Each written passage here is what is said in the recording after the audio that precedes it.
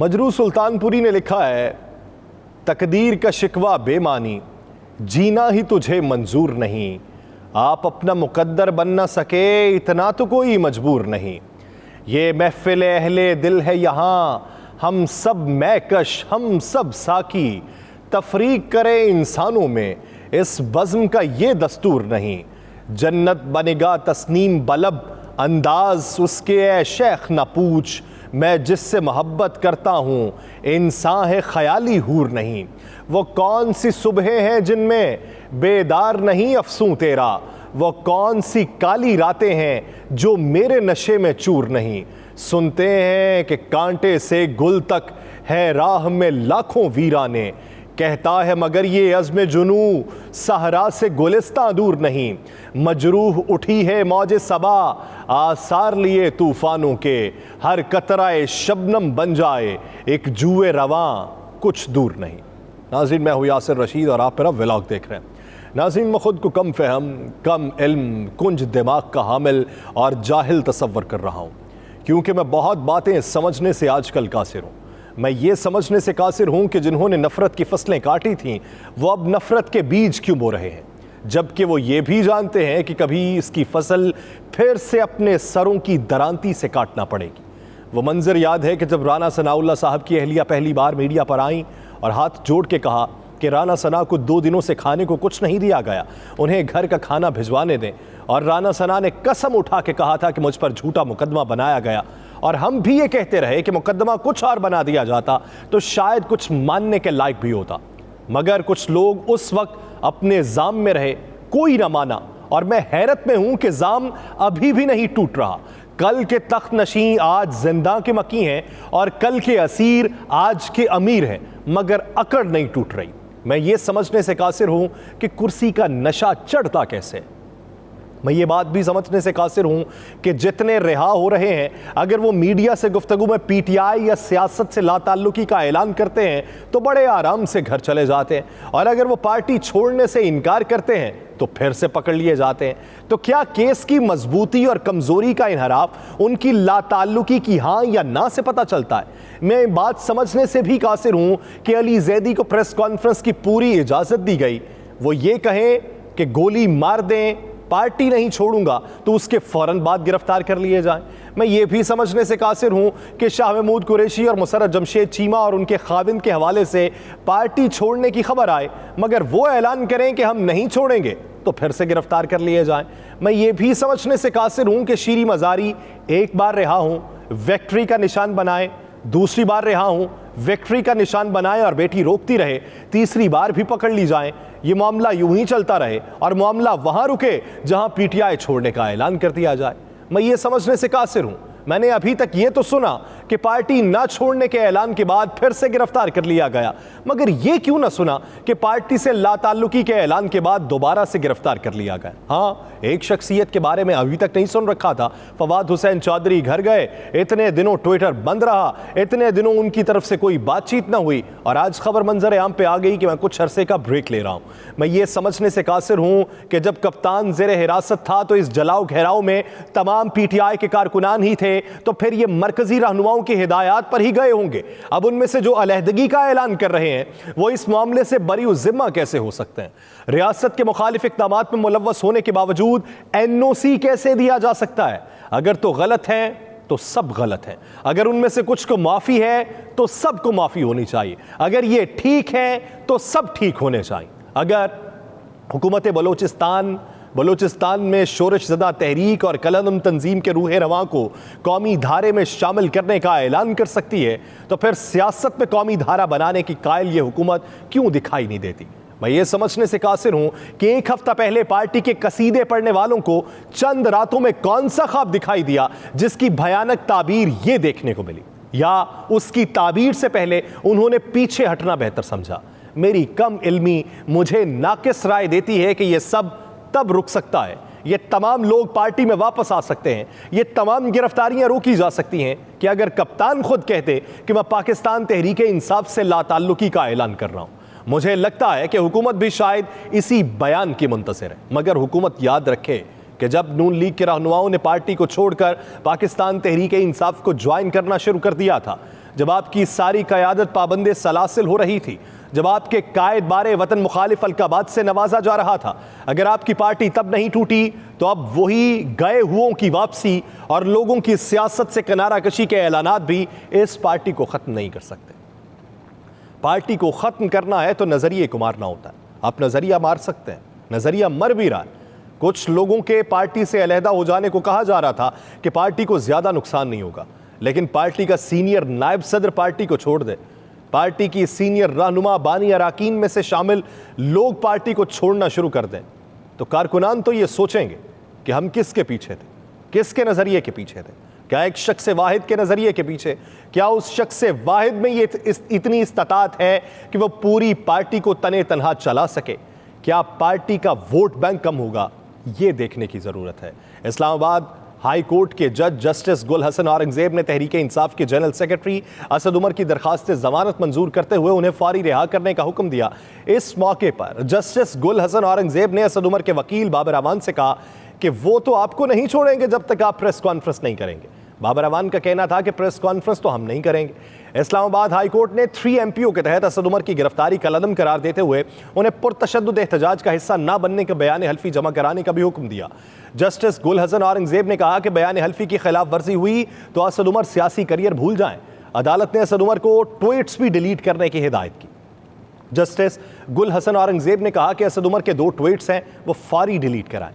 वकील बाबर अमान ने कहा कि यह खबर है लेकिन हम आपके हुक्म की तामील करेंगे। तो ये मंजरनामा अगर अदालतों में वज़ा हो रहा है तो फिर सोचिए कि असद उमर का मुस्तकबिल क्या है, सोचिए कि पार्टी के दीगर अराकीन का मुस्तकबिल क्या है। शाह महमूद कुरैशी के मुतालिक बहुत से लोग बातें कर रहे हैं, लेकिन मेरी ये राय कि अगर कोई नई पार्टी बनी तो उसकी क़यादत शाह महमूद कुरैशी करेंगे, और अगर शाह महमूद कुरैशी पाकिस्तान तहरीक इंसाफ में ही रहते हैं तो जो फॉर्मूला चल रहा है वो पाकिस्तान तहरीक इंसाफ की क़यादत करेंगे। अब देखना यह है कि शाह महमूद कुरैशी को मौका कौन सा मिलता है। ये मंजरनामा जो वज़ा हो रहा है इससे मुस्तकबिल की सियासत का रुख मुतय्यन होगा, लेकिन इस दौरान पाकिस्तान के जो असल मसाइल हैं उसकी तरफ क्या कोई तवज्जो दे रहा है? पाकिस्तान के अंदर महंगाई जिस हद तक उरूज पे पहुंच रही है, पाकिस्तान के अंदर जिस हद तक हमें अफरा तफरी और ज़बूहाली का सामना करना पड़ रहा है, पाकिस्तान के अंदर हमारी इंडस्ट्री जिस तरीके से बंद हो रही है, पाकिस्तान के रुपए की जो तनज़्ज़ुली जारी है, पाकिस्तान के अंदर नए इलेक्शन के लिए मरदमशुमारी के अमल को मुकम्मल करना है, क्या ये सारी चीज़ें हो चुकी हैं? क्या इस सारी चीज़ों से हम फरागत हासिल करके सिर्फ इस मामले के ऊपर गौर कर रहे हैं? ये सोचने की ज़रूरत है। हमें अपना तशख़्ख़ुस बहाल करना है, हमें इदारों के तकद्दुस को भी बहाल करना है, हमें इदारों के तकद्दुस की तरवीज भी करनी है, हमें अपने शोहदा को माथे का झूमर बना के दुनिया को दिखाना भी है कि हम बहसियत कौम अपने शोहदा को नहीं भूले।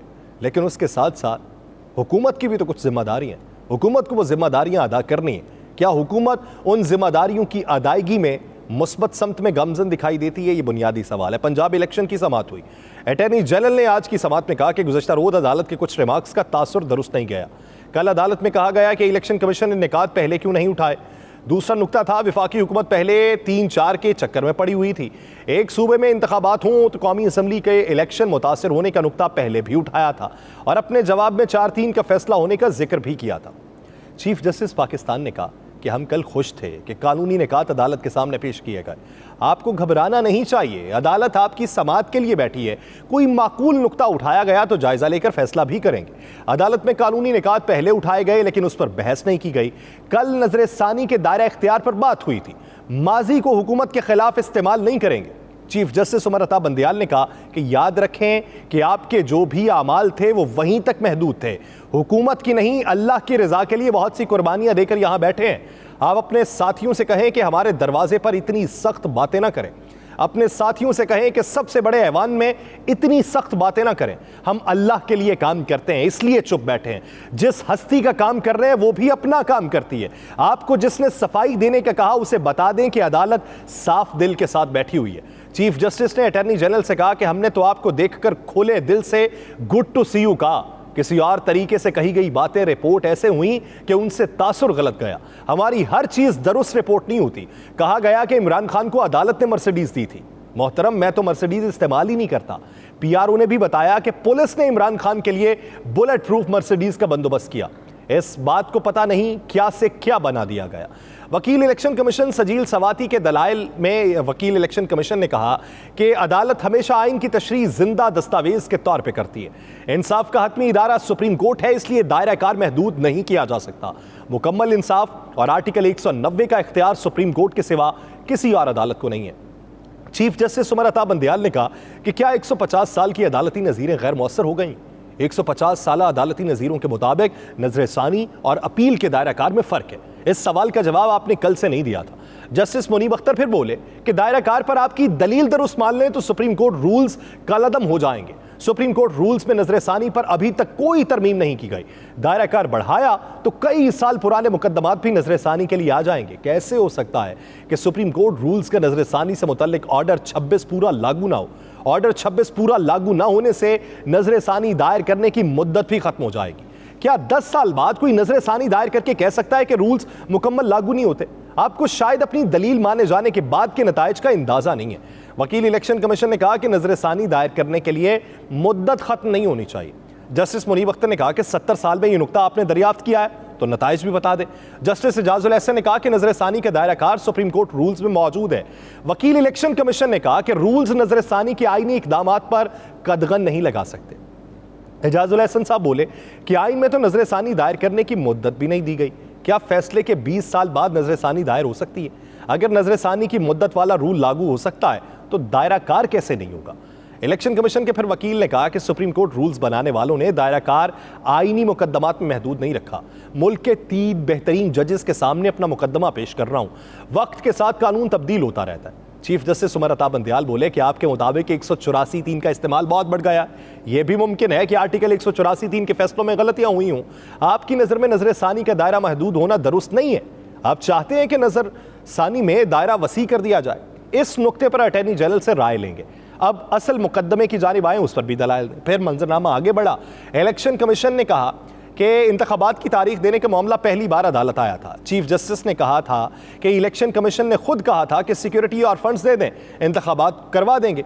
अब तक इन तमाम निकात की क्या कानूनी हैसियत है? 9 रुकनी बेंच ने अपने हुक्मनामे में अहम सवालात उठाए थे। तब तो सियासी जमातों के मफादात कहीं और जुड़े हुए थे और कानूनी निकात पर दलाइल की बजाय बेंच पर एतराज़ किया गया था। अदालती हुक्म पर ही 9 रुकनी से 5 रुकनी बेंच बना। 7 रुकनी बेंच अदालत के हुक्म पर बना ही नहीं तो 4-3 का फैसला कैसे हो गया? मफाद आमा का मामला ना हो तो 2 मिनट में इस केस का फैसला किया जा सकता है। अदालत कानूनी निकात पर दलाइल सुन के फैसला करना चाहती है। अदालत आसानी से कह सकती है कि आपने कश्ती मिस कर दी है, लेकिन नहीं कहा। वकील इलेक्शन कमीशन ने कहा कि अदालती हुक्म पर इलेक्शन कमीशन ने सदर को खत लिखा। चीफ जस्टिस ने कहा कि इलेक्शन कमीशन ने सदर को वो सूरत हाल नहीं बताई जो अदालत को अब बता रहे हैं। सदर को सिर्फ तारीख देने का लिखा गया था। सुप्रीम कोर्ट इलेक्शन कमीशन को बाइख्तियार बनाने की कोशिश करता है। जो आज सुप्रीम कोर्ट को बता रहे हैं ये सब सदर को बताना था। इलेक्शन कमीशन ने सदर को बैक वक्त मुल्क भर में इंतखाबात की तजवीज़ क्यों नहीं दी? सदर मुमलिकत को 218(3) का बताया, ना ही 1970 के इंतखाबात का बताया गया। इलेक्शन कमीशन ने सदर को ना सिक्योरिटी का बताया ना फंड्स का बताया। ज़मीनी हकाइक का जिक्र किए बगैर कहा जा रहा है कि नजर सानी में मजीद इख्तियारात दें। आइन इख्तियार देता है तो इस्तेमाल करने से पहले आंखें और जहन भी खुला रखें। हम फिर भी आपको सुनेंगे, आप अपने दलाइल जारी रखें। फिर इलेक्शन कमीशन के वकील ने कहा कि तलोर के शिकार वाले केस में भी अदालत ने अपने फैसले पर नजरसानी की। 16,000 मुलाजमीन के केस में नजरसानी खारिज हुई थी। उस केस में अदालत ने बुनियादी हुकूक देने और मुकम्मल इंसाफ का इख्तियार इस्तेमाल किया। जजेस केस में भी अदालत ने अपना फैसला खुद तब्दील किया। चीफ जस्टिस पाकिस्तान ने कहा कि अदालत ने जजेस केस में अज खुद नजरसानी की थी। इलेक्शन कमीशन की नजरसानी दरखास्त की समाअत 25 मई दिन 12 बजे तक मुलतवी कर दी गई है और चीफ जस्टिस ने कहा कि माजी की हुकूमत के खिलाफ इस्तेमाल नहीं करेंगे। ये सारा जो मंजरनामा है, इस मंजरनामे के तहत हमें आगे बढ़ना है, सोचना है अदालत क्या कह रही है, सियासतदान क्या कह रहे हैं, हम किस समत में गामजन। मुझे दीजिए इजाज़त, अल्लाह ने के बाद।